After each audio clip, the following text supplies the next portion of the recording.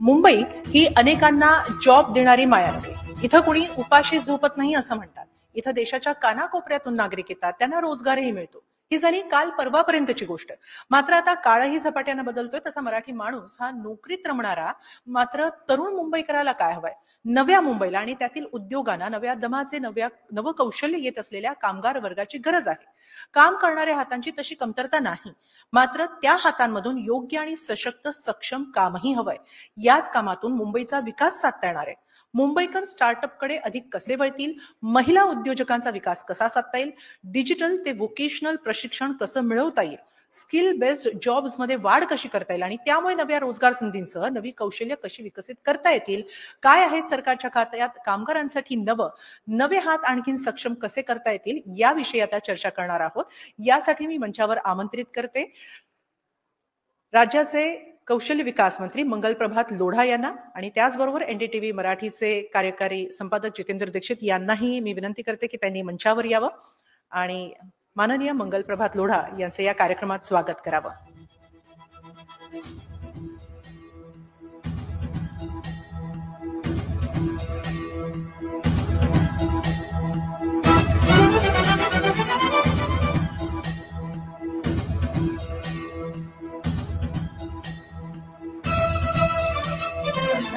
आणि यानंतर मी एनडीटीव्ही मराठीचे इनपुट एडिटर विनोद तळेकर यांना विनंती करते की त्यांनी मंचावर यावं आणि पुढील चर्चेची सूत्र हाती घ्यावीत.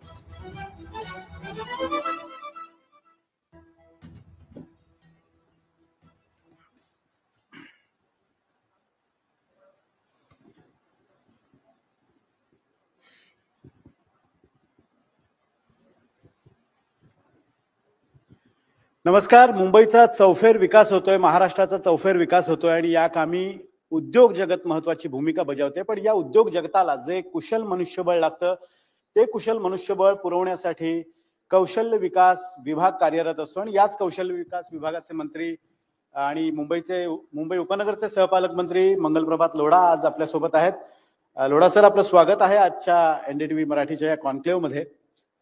सुरुवातीलाच तुम्हाला प्रश्न हा आहे की तुमचं खातं असं आहे की रोजगार निर्मितीसाठी अतिशय महत्वाचं खातं आहे आणि खुद्द पंतप्रधान नरेंद्र मोदींची या खात्यावर नजर आहे, कारण त्यांचं एक स्वप्न आहे किंवा त्यांची एक भूमिका आहे की जास्तीत जास्त रोजगार निर्मिती केली पाहिजे.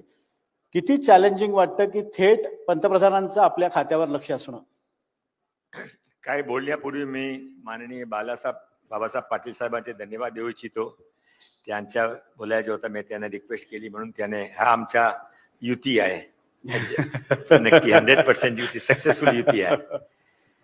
तर किमान राष्ट्रवादी सोबत तरी चांगले संबंध आहेत, सर्वांचे बरोबर चांगले संबंध आहे, पण ते चांगले माणूस पण आहे.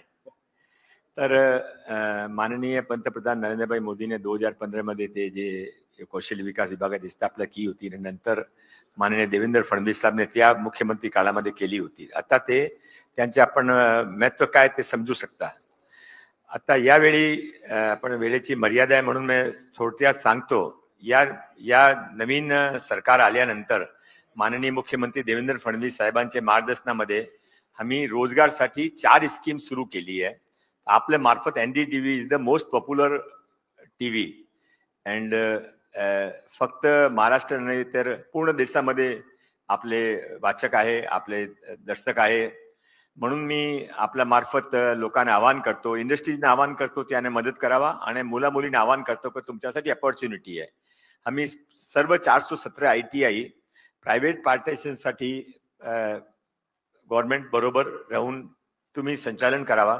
मालकी गव्हर्नमेंटची राहील, पण तुमचे कोर्स, तुमची मशिनरी 30% इन्व्हेस्टमेंट तुमच्या, 70% सरकारच्या, तुम्ही चालवा 10 वर्षासाठी, अशी एक योजना आणली. 2, सर्व ITI मध्ये आमच्याकडे फार जागा आहे, रिकामी जागा, तो तिथे आपण 2000 ते 5000 फीटचे नवीन हँगर उभे केले आहे. तो त्यामध्ये AC classrooms, workshop, teacher room सर्व तयार केले, तर आपण ते मुला-मुलीची संख्या वाढतील. 3, आपल्याकडे यावेळी आपण new age courses, electrical vehicle, सौर ऊर्जा, आर्टिफिशियल इंटेलिजन्स असे 6 नवीन कोर्सेस सुरू केल्याने मला हा सांगताना आनंद आहे की पूर्ण महाराष्ट्रामध्ये अतिशय चांगला प्रतिसाद याने मिळाला आहे.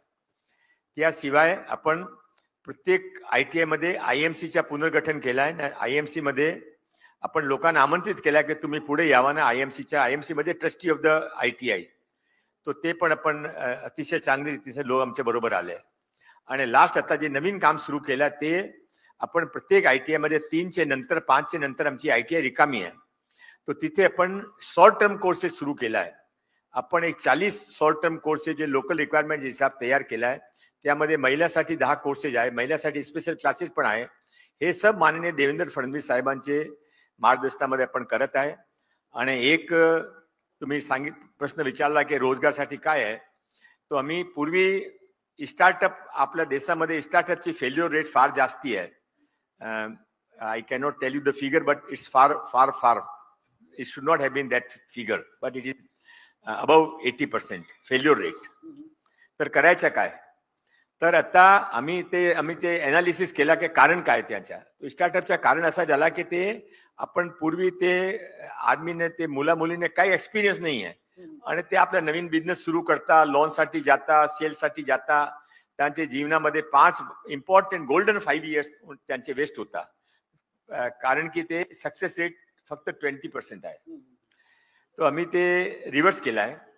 ते माननीय मुख्यमंत्री देवेंद्र फडणवीस सांगण्याप्रमाणे आम्ही नवीन योजना आली, मुख्यमंत्री स्वरोजगार रोजगार योजना. त्यामध्ये आम्ही 5 लाख युवक युवत्यांना प्रत्येक वर्षी 10 लाख पर्यंतच्या फंड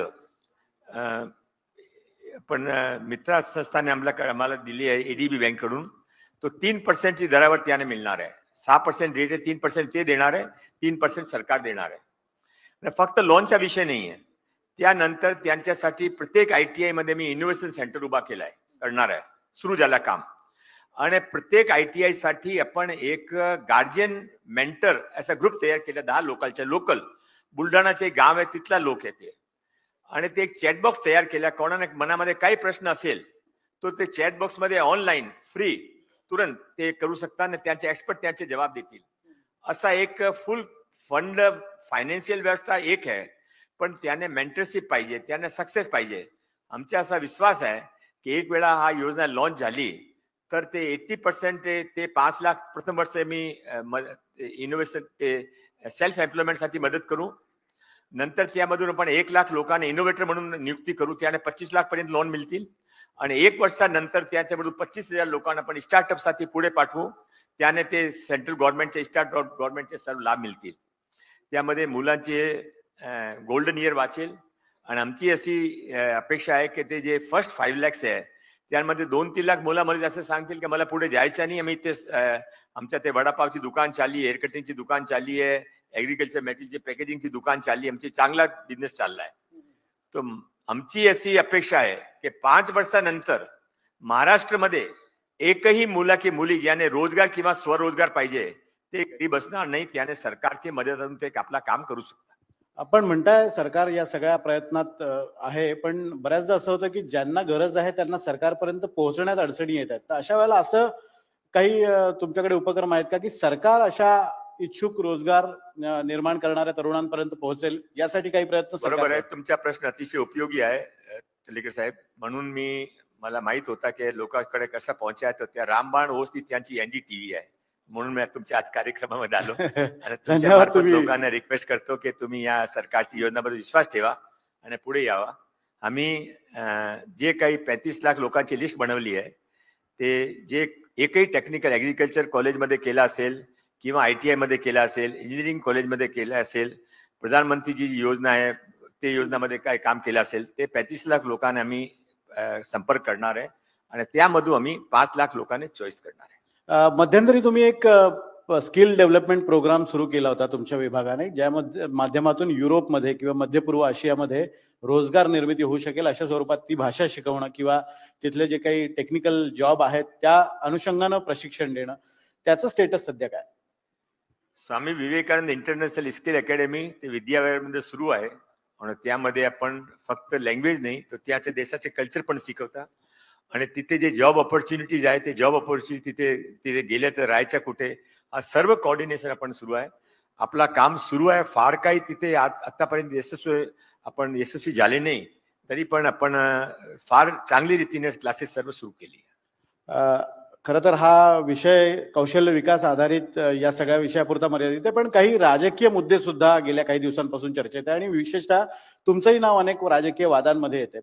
एक तर पहिला मुद्दा असा आहे की तुम्ही मुंबईचे सहपालक मंत्री आहेत. गेल्या 1-2 आठवड्यापूर्वीच्या पावसानं मुंबईच्या पुन्हा एकदा पायाभूत सुविधांच्या मर्यादा स्पष्ट केल्या. एका छोट्या पावसाने सुद्धा मुंबई पूर्णतः ठप्प होऊ शकते. अशा वेळेला मुंबईकरांना योग्य पायाभूत सुविधा मिळण्याचा हक्क आहे, तो मिळत का नाहीये? त्यासाठी काही प्रयत्न केले जाणार आहेत का महापालिका निवडणुकांच्या अनुषंगानं? नाही, आपण प्रयत्न करणार आहे, पण महानगरपालिकाचे निवडणूक अनुसंधाने नाही, ते आमची एक रेस्पॉन्सिबिलिटी आहे. म्हणून माननीय देवेंद्र फडणवीस साहेबने तुम्ही बघितलं असेल ते इन्फ्रास्ट्रक्चर फक्त इतके चांगले इन्फ्रास्ट्रक्चर करून दिले. ते आपला अटल सेतू असेल, समृद्धी महामार्ग असेल, कोस्टल रोड असेल, हे काय कोणाच्या मनामध्ये कल्पना होती का? नए एअरपोर्ट, नए ब्रिजेस, नए मेट्रो, 300-200 किलोमीटरची मेट्रो, हा कोणाच्या मनामध्ये कल्पना पण नव्हती. आणि त्याशिवाय त्याने सर्व ते महानगरपालिकाच्या कामावर पण त्यांचे लक्ष आहे. असं आहे की ते वॉटर ब्लॉगिंग झाला ते बरोबर आहे, पण ते इतकी वर्षात कुठेही पडली तर कोणी ते थांबू शकत नाही. फक्त मुंबईमध्ये नाही झाला, पूर्ण देशामध्ये जिथे ते वर्षात 1 दिवसामध्ये झाली किंवा कमी तासामध्ये झाली तिथे झाला. पण तरी काही काही चांगली गोष्ट नाही आहे. त्यासाठी मी प्रयत्न करू.